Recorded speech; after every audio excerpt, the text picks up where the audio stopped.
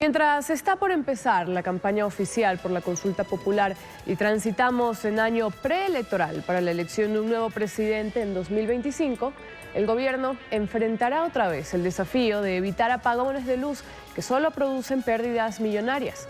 En octubre empieza nuevamente el periodo de estiaje y ya hay complicaciones en el horizonte. Sí, Alejandra, según el SENACE, el déficit de generación eléctrica aún es de 475 megavatios. Al momento se encuentran trabajando en mantenimientos y recuperación en todo el sistema eléctrico para cubrir hasta 390 aproximadamente, pero quedan 85 megavatios flotantes. Y empezando abril, el ministro de Energía de Colombia, Andrés Camacho, ha anunciado que revisarán la exportación de energía a Ecuador. Además, la empresa rusa encargada de instalar los equipos en Toachi y Pilatón para que por fin empiece sus operaciones, pide que se suspenda el contrato. Esta hidroeléctrica generaría al menos 250 megavatios. Por tanto, es clave. Lenin. Fernando, Alejandra, ya nos acompaña Marco Acuña, presidente del Colegio de Ingenieros Eléctricos de Pichincha. Ingeniero, buenos días. Bienvenido a Contacto Directo. Muy buenos días con todos, gracias por esta oportunidad de dirigirme a la audiencia. Empeñado en hacer de la política pública un ejercicio de marketing, el gobierno le puso a la Ley de Competitividad Energética el apodo de Ley No Más Apagones. Y resulta que la semana pasada hubo apagones en todo el país y las autoridades dijeron que se debía a trabajos de mantenimiento, a ciertos problemas puntuales en las centrales de generación hidroeléctrica. ¿Se puede confiar, ingeniero, en esa versión o hay algo más que está pasando? Yo creo que bien lo ha dicho usted, un ejercicio de marketing. Habíamos nosotros indicado desde el Colegio de Ingenieros Eléctricos y Electrónicos de Pichincha que realmente esta ley no iba a solucionar los apagones y por tanto no debía llamarse ley de no más apagones. Es una ley que se dice de competitividad energética, pero no necesariamente es encaminada a eso y tampoco obviamente va a solucionar los problemas que el país viene aquejándose. La crisis energética es real, es actual, no se ha terminado y es consecuencia de todo un proceso, sobre todo estos últimos 7 años en los cuales prácticamente no se ha hecho nada por lo que debía hacerse en el sector eléctrico. El sector eléctrico es un sector estratégico y cada vez es un sector de mayor importancia en la vida del país, no solo en la vida productiva, sino en la vida inclusive de la seguridad, con la que estamos grandemente aquejados en estos tiempos. Ingeniero Acuña, ¿qué es lo que configura una crisis en el sector eléctrico? ¿Únicamente la falta de generación o son más los factores? No, la crisis es profunda. La crisis viene desde la desinstitucionalización, de la desestructuración del sector eléctrico, lo hemos venido denunciando. Anteriormente ya llegamos a tener un ministerio de energía, de electricidad y energías renovables. Esto en el gobierno de Moreno se unificó, se le pasó dentro del Ministerio de Energía y Minas finalmente y vemos que no se da la debida atención desde ese ministerio. Eso es un aspecto. Esta desinstitucionalización que ha venido desde los años 80, en los que se encaminó a darle otra estructura encaminado a la privatización del sector. Constitucionalmente el sector debe ser manejado por el Estado, porque además de ser un sector estratégico, maneja los recursos naturales del país, que es algo que el país debe utilizar en forma adecuada, por un lado. Por otro lado, la falta de profesionalismo en la conducción de este sector también ha hecho que se tomen medidas que no se compadecen con lo que el país necesita. Y eso, asociado a los grandes hechos de corrupción que hemos estado viviendo y que el sector eléctrico ha sido objeto también de todo este reparto, muchas veces como un botín político más, ha conducido a que derivemos en esto. Y esto adicional a que a través de las leyes, del gobierno anterior, de los decretos 238, 239, 540, regulaciones, esta nueva ley de aparente competitividad energética, que lo que hacen es más bien desnaturalizar el servicio de energía eléctrica que el país y los usuarios necesitan, que la productividad necesita. Ingeniero, si el país tiene un déficit de 475 megavatios y con la recuperación de las centrales térmicas se podría alcanzar 390 megavatios de generación, el balance continuaría en rojo. ¿Ven ustedes acciones concretas que tiendan a superar ese déficit? ¿Hay de dónde más sacar esos 85 megavatios que harán falta en el mejor de los casos cuando empiece en octubre el estiaje? Es que no esperemos llegar a octubre. El día de hoy mismo, quién sabe si en la tarde o noche tengamos apagones. ¿Por qué? Nosotros hemos estado basándonos en gran medida en la importación de energía de Colombia.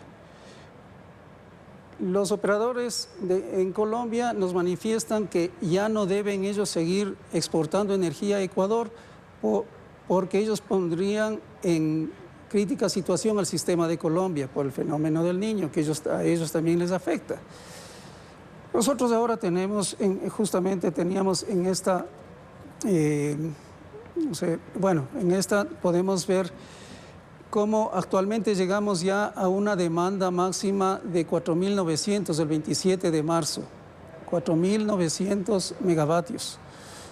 Es decir, vamos incrementando, a pesar de que este crecimiento de la demanda ha sido menor que el esperado, que el proyectado, cuando en el 2018 nosotros habíamos tenido un crecimiento de todo el parque generador, habíamos tenido un crecimiento sostenido hasta llegar al 2018.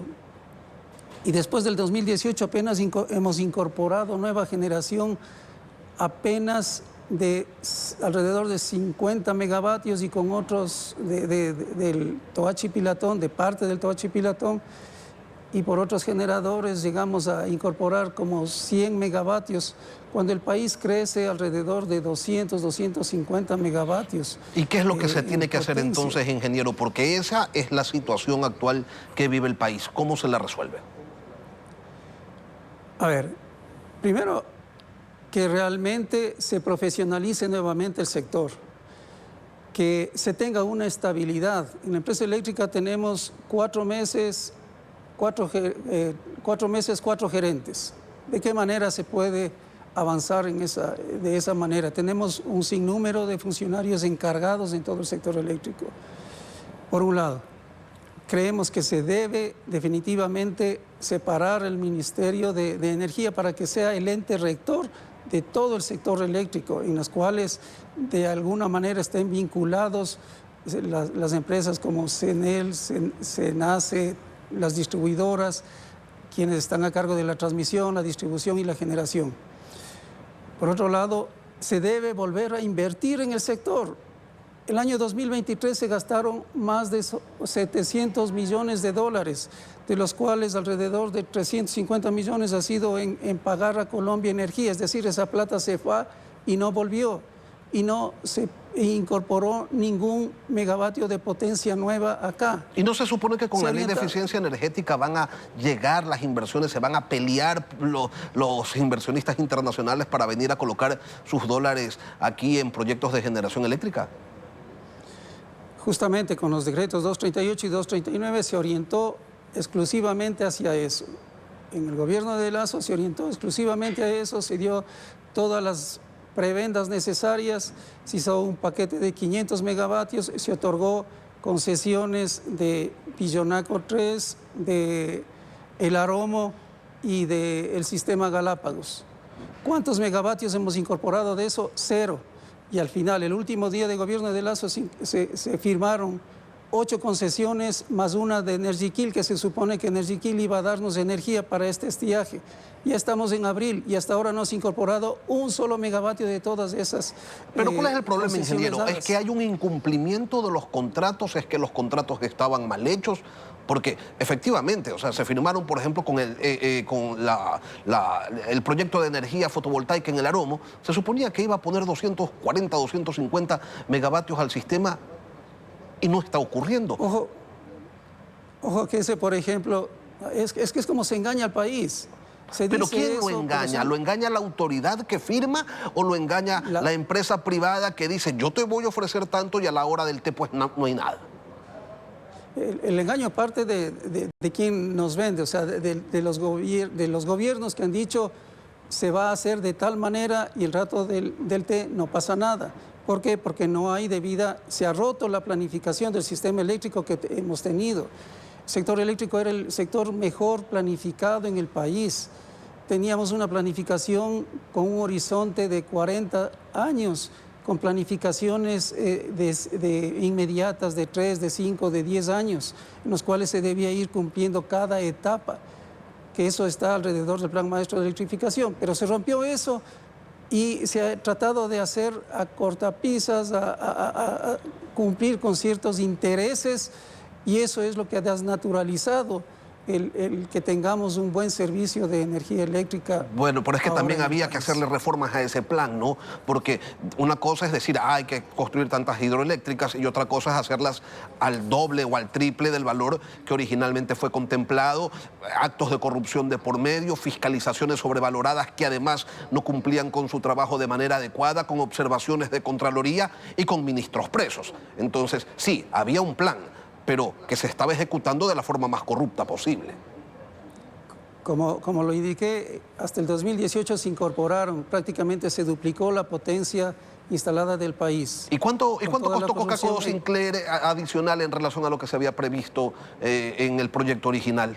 ¿Y cuánto tiempo tomó? ¿Y cuántas observaciones de Contraloría tiene? Sí, es verdad, hay un incremento en la generación, pero de la forma más corrupta posible. Ese es el plan que se tiene que seguir, ingeniero. ¿Y acaso no hemos vivido esta corrupción en estos últimos 7 años? Una corrupción quizás mayor. Y lo uno mayor, justifica lo otro. Le está llevando al país a una crisis mayor.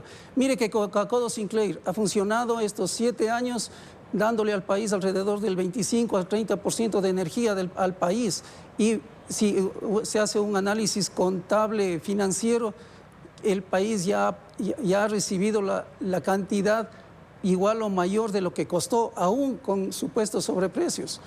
Y posiblemente esta misma central Coca-Cola Sinclair, si no se hacen los mantenimientos programados que justamente deberían haber empezado este 5 de abril a realizarse el mantenimiento y por tanto suspenderse la generación de alrededor de 750 megavatios de esta central, ¿en qué vamos a entrar? Eso le quería preguntar, ingeniero. Eso le quería preguntar en relación a los mantenimientos, ya no del parque térmico, sino de las centrales hidroeléctricas. ¿El país está en capacidad de paralizar, no sé, algunas de las turbinas de estas centrales para ponerlas en el mantenimiento que necesitan sin generar una afectación grave a la industria, a los hogares?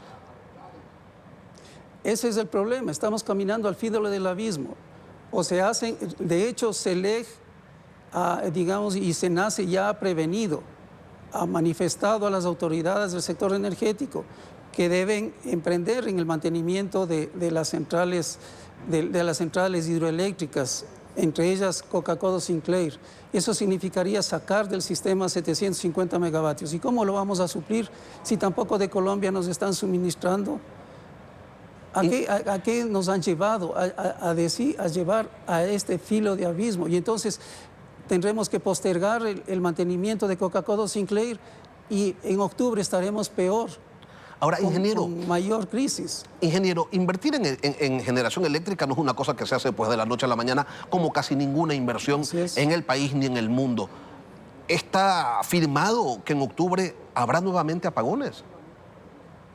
De acuerdo a todas las planeaciones y los pronósticos, inclusive algunos pronósticos dicen que comenzará probablemente en agosto el estiaje. Sin embargo, ya le digo, hoy podríamos tener ya una mayor crisis, porque además de los problemas que se tienen en subestaciones por falta de inversión, por falta de mantenimiento, entonces nos han llevado a esta situación de crisis. Al comienzo de esta crisis, también igualmente se dijo que se iban a incorporar o se iban a conseguir 475 megavatios, que es la franja más crítica de la crisis. Y tampoco se ha avanzado en esto. Tampoco se avanza en el suministro de gas para la central Termogas Machala. no se ejecutan los mínimos planes que deben ejecutarse, porque están orientados y están vistos hacia otros caminos, hacia otros intereses. Aquí pues algunos de los señalamientos de las tareas por cumplir que nos ha indicado esta mañana Marco Acuña, presidente del Colegio de Ingenieros Eléctricos de Pichincha. Ingeniero, muchas gracias por acompañarnos hoy aquí en Contacto Directo. Gracias a usted.